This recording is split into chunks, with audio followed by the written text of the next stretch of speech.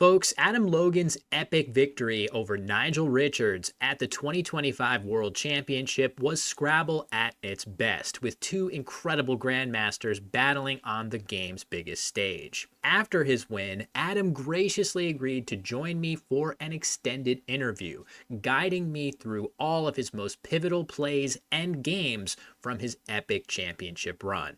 The first of those plays came in just round 2 of the 32-game main event against British expert Chris Vickery. After building an early lead, Adam faced this position, looking to solidify his advantage. My opening play was quote, and from the beginning I was thinking about the front extensions to quote. So once Bray got played, turning it to quoter, then out quote was no longer an issue, but I knew misquoter was still good. So here, holding the M and the S and seeing 4 eyes still to come, I played corned through the N of nodalized, which not only saved the M and the S to go for misquoter, but also gave it 10 extra points from scorned and prevented Chris from blocking it accidentally by some other play through the N. Or maybe by some play like Big or something using QI. I was thinking that there are a lot of racks that Chris can have where his best play is going to be a simple play like Vig, or maybe he'll play something like Wig to try to set up more space on the board for himself. So the other candidate play, of course, the standard play is Doom, which I'm quite confident you likely spotted. But that bingo leave doesn't actually do a ton for you on this board. It's not a great board for bingoing. The thing that I took away from this position for you is that already in round 2, you were generating an extremely outside the box, yet very competitive, if not best option of corned, which this is way down the list of plays that would be natural to find here. Generating a way to get a bingo score with just an eye draw. My reaction to this was, wow, he was already generating really good plays in round 2. In any tournament, you should be trying to do everything that you can from the beginning.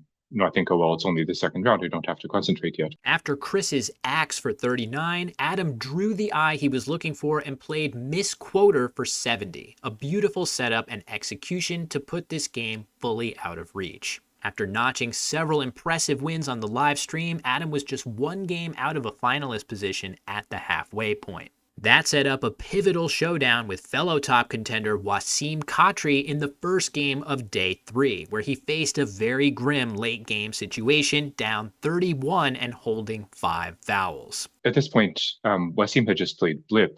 I suspected, correctly based on what he told me afterward, that he was worried that with my play of 5, I'd been setting up the Z for the B6 square. So I don't think that you can necessarily infer from Blip that he had something great ready to go on the left-hand column. But in any case, I had to at least consider playing there.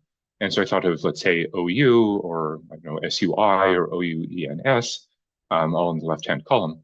But all of these plays felt to me more like trying to cut the spread rather than trying to win. So the plays that I mostly considered were the plays, first the play that I actually made of QIN, and second, the very aggressive, but I think quite interesting play of LY on the row 14, making so and QI. And of course, that sets up the enormous spot with the triple word square of 15H, and I have both the N and the S. But on the other hand, with 2 N's and 1 S still to come, I was not at all confident that, what would happen wasn't that Wasim would play in that spot, and then maybe I still wouldn't have anything much to do in the left-hand column. So anyway, right or wrong, I decided to play QIN. To play in the left-hand column, Wasim has to have one of the 2 O's or the U, but then he also has to have the right consonant to play on the triple word square itself. But then Wasim immediately hits you right back with good ear. So now you're down again. I felt that when I was already behind 82 points, so right, I mean, the top play for equities is, as we see, is a rigor at the bottom, but that's 18 points, and it chews up a lot of space. It not only blocks the N almost completely, but also it blocks this columns C and E, which are both useful bingo lines. So it kind of, leaves me really the D and the V, tiny bit of space around the N, and 9s through AL, 9s through YE, but that's pretty unlikely. If Wasim does not make a really conclusive block in the lower left, you still have enough space in the upper right to open a second threat, which Geyser, it gives him that opportunity, but it's going to be tough for him to make a super, super conclusively defensive play here. If he had played, not where he played it, but ton 2 spaces lower, then as it happens, this would have successfully killed everything. I felt that with 4 tiles in the bag, now was definitely the time to create the second opening in the and leave 1 tile in the bag to prevent Wasim from just playing one. There's so many beautiful things about this play. One is, of course, 4 tiles in the bag, so using 3 is the perfect amount. You keep an R with only one other hook available in the S. And best of all, you keep 2 vowels and a blank with 1 consonant into a pool that is very vowel light. So you're Yeah. positioning yourself beautifully to incorporate a likely consonant draw. So as you wait for Wasim's next move, you draw LPT. You've got bingos with Hoer in Perlite or whatever else you choose. And most importantly, you have a playable bingo from the D of Goodyear. Anytime you have to win an event of sufficient size, you're going to need to win a few games where it's looking quite bleak. You were probably thinking, gosh, my chances are not great here. But you came away with the win, which feels awesome in those situations. Yeah, no, I was very happy to win this one. As it happens, this was the 4th game that I've played in my life against Wasim, and he had won the first 3. So it was nice from that point of view as well. Yeah, he's a great player. Of course, he was right at the top of the standings for a while. I know that we got to watch another game between the two of you on stream, which was very, very close, back and forth the whole way. Adam's first career win against Wasim propelled him to the top spot in the standings for the first time, and after winning their rematch a few rounds later, Adam looked to hold on to his first place position against upstart Nigerian Timmy Woko. Once again, he found himself in deep trouble in the late game, down by 70 with only a few tiles left in the bag. Well, so at this point, I looked at the unseen tile pool, and first of all, with those 4 eyes in the U, it's somewhat contradictory thinking. On the one hand, with 4 eyes in the U, I didn't really want to play too many tiles, but on the other hand, there is the blank there, and that would be obviously very nice to have. So, nevertheless, I did certainly consider playing Hugh, but I thought that by playing 3 tiles, I would be reducing my bingo chances. But another play that would make a lot of sense without inference is what I think of as the Nigel approach of playing a bunch of tiles and leaving one in the bag, creating a bunch of lines and hoping for the best by playing hee-haw. Even if I pick the blank with my 6 tiles, it seemed to be too likely that I would pick too many I's and U's, or the J would again get in the way of bingoing, especially after sign substantially indicating that he might have the S. Yeah, this is just too easy to hit with the S that you just, after sign, there's no way a player at this level at the Worlds is going to make a play like that, not holding the other S in reserve. It's too important to counteract potential setups that you could make with the S. And I noticed that by just playing the W, the N would give me Heathen overlapping Trueborn, and also the blank in the same spot. In these games where you're down by a lot, sometimes it does require a very specific plan as opposed to the usual heuristics that we use to make our plays in the mid game. In the early game, you can deviate from that quite a bit in the late game, which you did here with Woe. After Adam's creative fish, he drew the second blank, played Heather for 98, and squeaked out a tight endgame en route to a hard-fought and critical victory. In his round 29 matchup with Stanley Ubietti, a victory would clinch Adam a spot in the finals. Up by 39, he faced this position against the Ghanaian, looking for the right play to finish the job. Yeah, I was just thinking to myself that, well, okay, I can play something on the right end. Maybe I can play KETO with you can re and ert. And oh, wait a minute, why not KTA because that takes an S?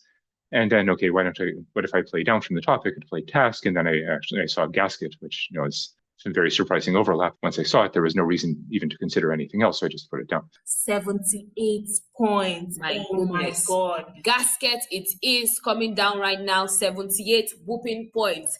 My, oh my, we can see Stanley leaning back, feeling defeated already. I mean, your opponent plays a ×9, scores 46 points, and then comes in again with 78 points. How do you recover from that? Absolutely gorgeous 5-tile overlap with all those 3s and a 4 in it. Just a great play to finish this game off and clinch the first finalist spot. Yeah, no, I was certainly pleased with it for exactly that reason. That on the 4th day you're definitely starting to feel it a little bit, and being able to have a few extra hours to rest on before going to the final definitely made me feel better about it. what I like to say is obviously the World Championship is a bit different, but in other tournaments, I try to care more about how well I play rather than how I actually finish, because might as well, if your happiness is going to depend on something, maybe let it be something that's at least under your control. Now, of course, with the World Championship, maybe it's different. I would rather win by playing badly than lose by playing well. But nevertheless, I think that having had that mindset for other tournaments might have helped me to be in a reasonable frame of mind for this one. Adam's dominant main event performance gave him 3 rounds to rest before Nigel Richards eventually would claim the other finals spot, setting up an incredible championship match.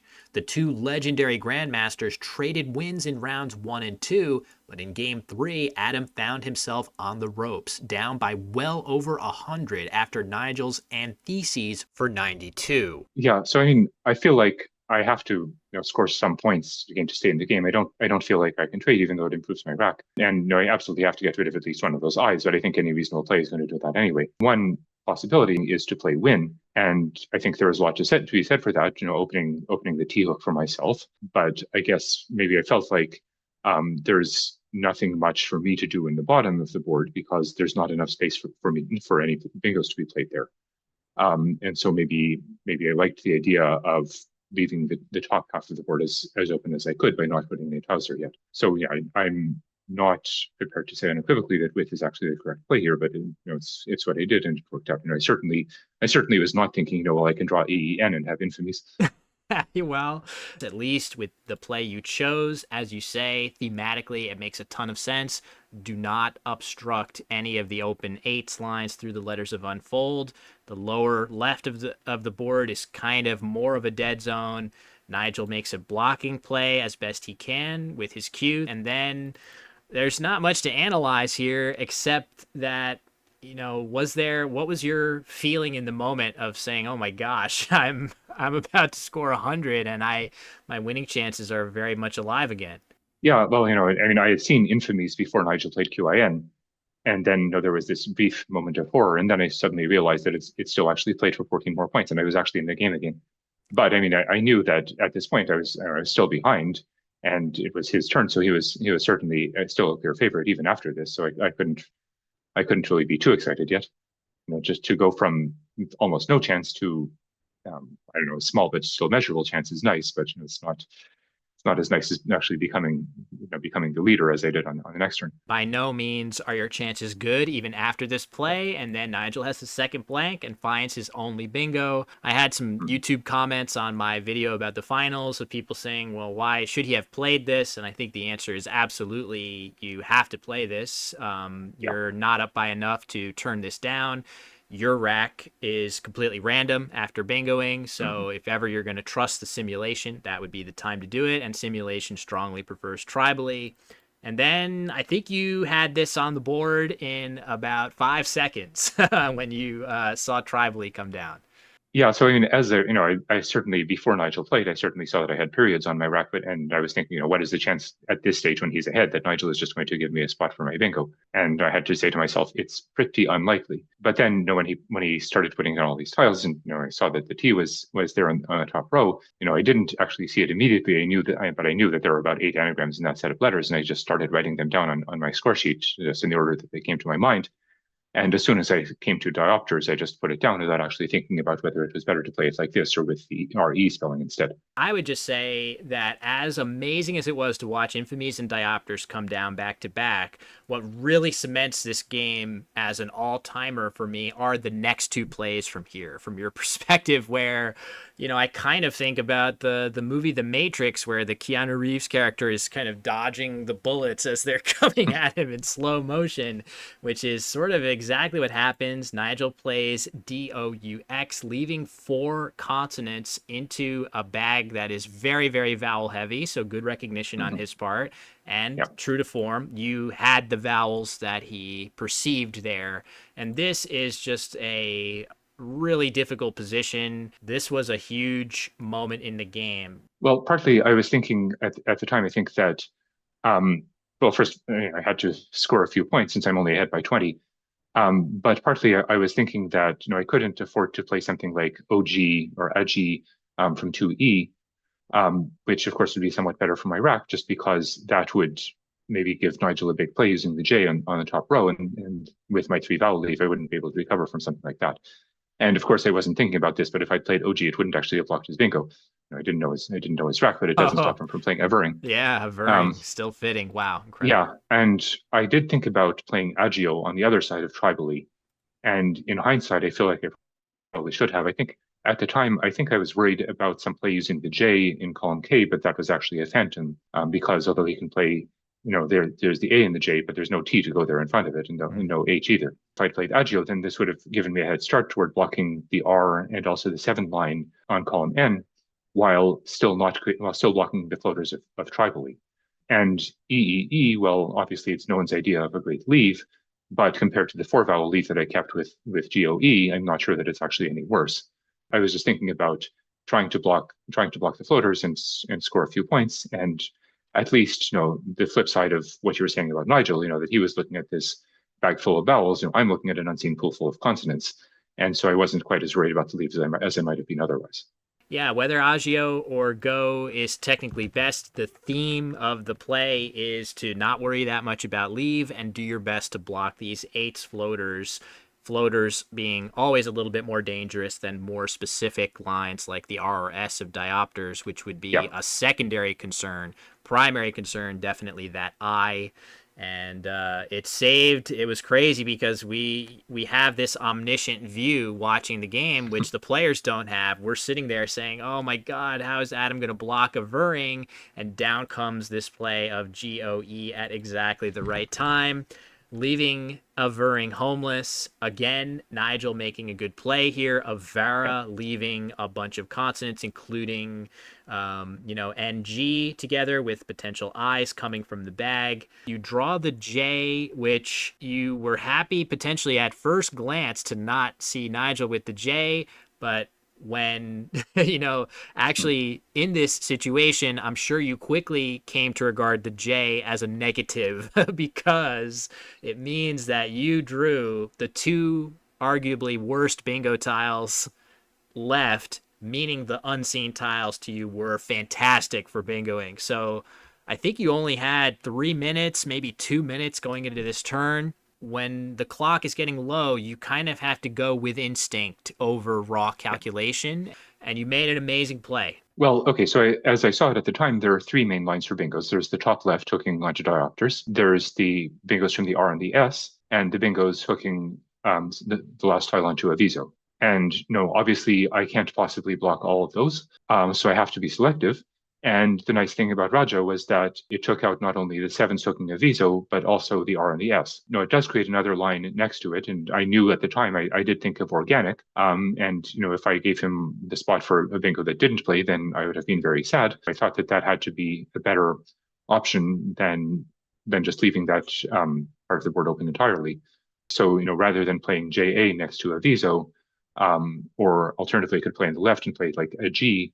With DE hooking diopters, but I felt that either of those plays was only blocking one of the 3 areas of concern on the board, whereas by playing Raja, I was taking out 2 of them. Co-rain on Nigel's rack just barely does not fit, so you escape by the thinnest margin. It's just like 1 square on the board, and then after a relatively academic endgame, you win 515 to 499 in a 1,000-point game. Where were you at emotionally after this one? Because this was exhilarating to watch. I can only imagine how it felt to play. Yeah, no, I couldn't quite believe that I'd actually won this game. No, it was very fortunate that we had a bit of a break then, so I could recover from it. After the break, stream viewers witnessed another incredible sight in the form of Nigel's accidental transposition of the valid word chariot, which Adam challenged off the board immediately. Despite the extremely bizarre occurrence, Adam remained focused.